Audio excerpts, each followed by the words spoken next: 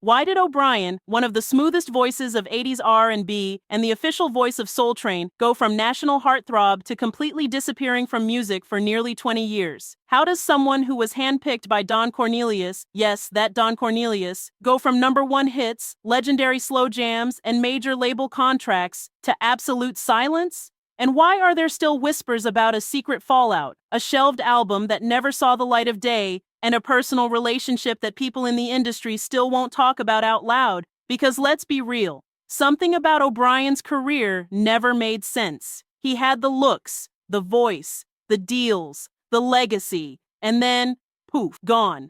Some say it was label politics, some say it was something more personal. And the craziest part? Even though OBryan laid low for decades, the rumors never really stopped. Not in the industry, not behind the scenes, not in fan circles, and definitely not when it came to his relationship with the man who discovered him. So, what really happened to the man behind Love Light and Soul Train's A Comin'? Let's talk about it, because the R&B game might have played him dirtier than we realized. Before the industry drama, the disappearing act, and the decades of silence, there was just OBryan McCoy Burnett II. Born December 5, 1961 in North Carolina and raised in California, OBryan grew up like a lot of future stars, singing in church, raised on gospel, and already showing signs he was different. That voice, silky, strong, effortless. The kind of voice you don't teach, it just happens. He didn't chase music fame at first, it found him. And who found him? None other than Don Cornelius, the creator of Soul Train, the man who ran black music television in the 70s and 80s like a boss. When Cornelius saw OBryan perform, he didn't hesitate. He personally introduced him to Capitol Records. That wasn't just a co-sign, that was a full-on blessing from the gatekeeper of black music media. From 1982 to 1986, OBryan was on fire. His first album, Doin' Alright, gave us smooth grooves like The Gigolo, and he followed it up with covers like Stevie Wonder's You and I that were so good, they didn't feel like covers at all. His third album, Be My Lover, gave him his biggest hit, Love Light, a seductive track that hit #1 on the Billboard R&B charts in 1984. Oh, and let's not forget, he sang the Soul Train theme song, that bouncy anthem, Soul Train's a-comin', Soul Train's a-comin'. Yeah,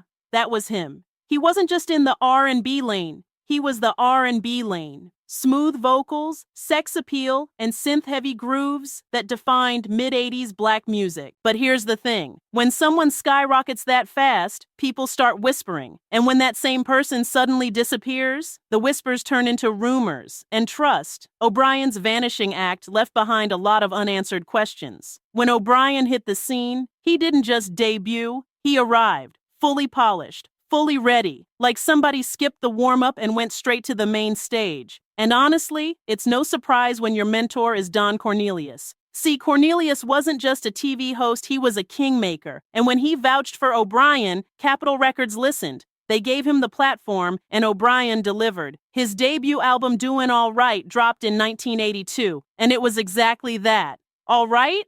Nah, it was a whole moment. Smooth funk cuts like The Gigolo and silky ballads gave him credibility right out the gate. He wasn't a cookie-cutter artist. He had that Prince meets Luther vibe, soulful but edgy. Then came You and I, his second album. That's when people really leaned in. His cover of Stevie Wonder's classic became a fan favorite, and not just because it was a smart move commercially. He made it his. It was emotional. It was clean. It was classic. But then 1984 rolled around, and everything changed. Be My Lover hit the charts like a lightning bolt. The single Love Light went to #1 on the R&B charts, and the video, let's just say it pushed boundaries. MTV banned it. Betty raised eyebrows. Some stations wouldn't even touch it. But fans, they couldn't get enough. That controversy only made the song more iconic. By now, OBryan was more than a singer. He was a full-on R&B sex symbol. Leather jackets, high cheekbones, Jerry curl perfection, and that falsetto,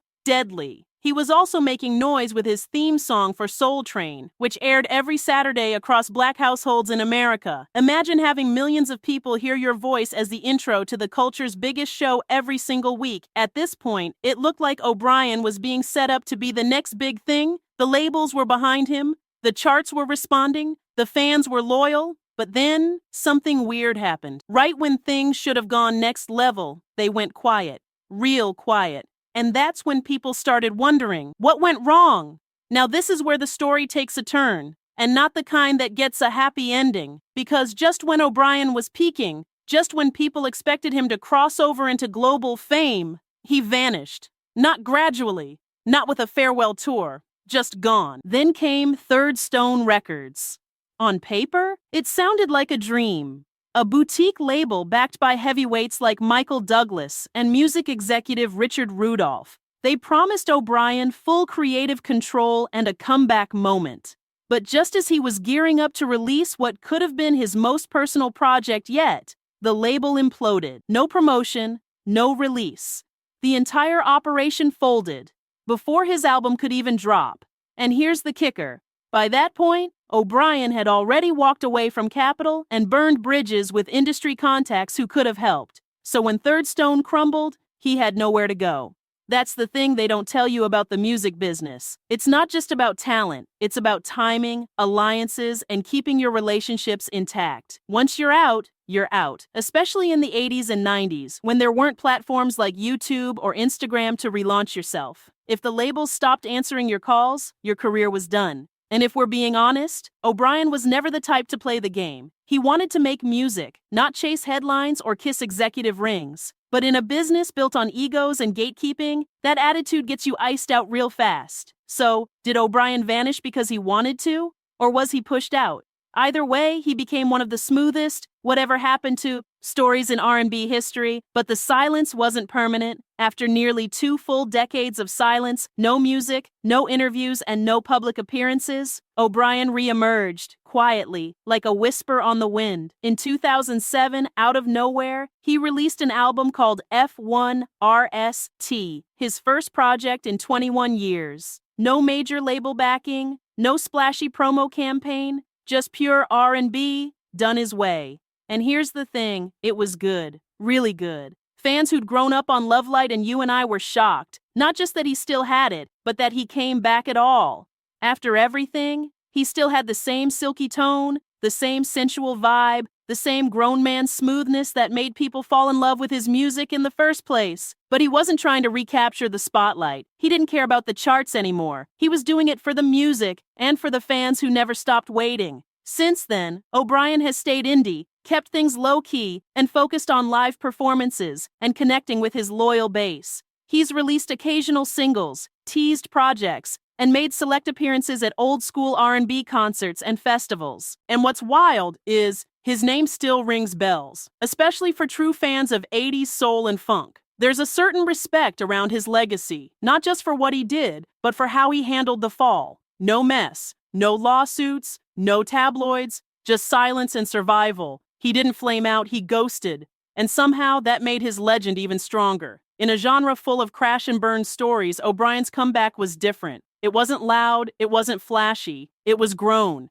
And honestly, that might be the most R&B move ever. So where is OBryan in 2025? Still low-key, still unbothered, and still doing things his way. He's not chasing viral moments or hopping on trends. Instead, he's kept his presence intimate, touring on the Grown and Sexy circuit, doing small venue shows for fans who actually know the words to his songs. No smoke machines, no backup dancers, just him, a mic, and the voice that never left. Over the years, he's quietly released a few singles on streaming platforms, stayed connected with his fan base through his official website and social media, and hinted at new music, though nothing major has dropped since F1RST. Some fans think he's sitting on a full album. Others say he's just happy performing the classics. Either way, he's clearly not in a rush. And after what he's been through, can you blame him? As for his net worth, it's hard to pin down. No official figures exist, but it's safe to say he's not rolling in millions. He wasn't one of those artists with massive crossover deals or big-time endorsements, but he likely owns the rights to some of his music and still earns royalties from radio play, streaming, and licensing, especially that Soul Train theme. Estimated net worth?